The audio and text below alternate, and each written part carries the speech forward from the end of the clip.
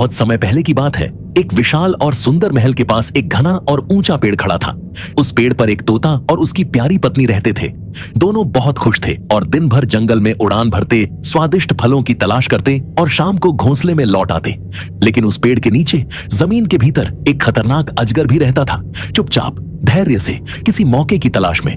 तोता और उसकी पत्नी इस बात को जानते थे, लेकिन उन्होंने कभी उसे छेड़ा नहीं और न ही अजगर ने उन्हें।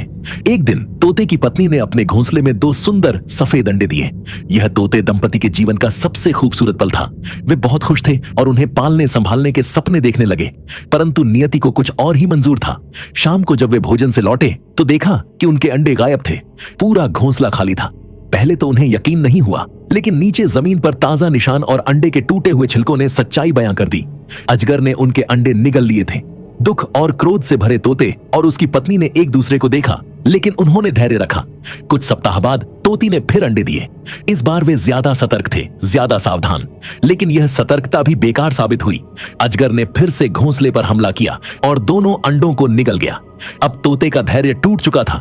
उसकी आंखों में आंसू थे, पर साथ ही एक चिंगारी भी थी, बदले की। वह अब बस अजगर को सबक सिखाना चाहता था। अब मैं उसे नहीं छोड़ूंगा, तोते ने गुस्से में कहा। अगले ही दिन तोता उड़ता हुआ सीधे राजा के महल पहुंचा। वहां रानी अपने बाग में टहल रही थी और उसकी गर्दन पर एक कीमती हीरे जवाहरात से जरा हार चमक रहा था। मौका देखकर तोते ने झपट्टा मारा और वह हार चुरा लिया। महल के नौकरों ने तोते को हार ले जाते देख लिया और तुरंत उसका पीछा करने लगे। तोता उड़ता हुआ पेड़ की ओर गया और चतुराई से हार को सीधे अजगर के बिल के पास गिरा दिया। नौकर जब वहां पहुंचे तो उन्होंने हार के पास अजगर को फुफकारते देखा। डर के मारे वे तुरंत महल लौटे और सिपाहियों को बुला लाए। कुछ ही देर में सिपाही भालों और तलवारों के साथ वहां आ पहुंचे। अजगर की एक न चली, वे उसे मार गिराए।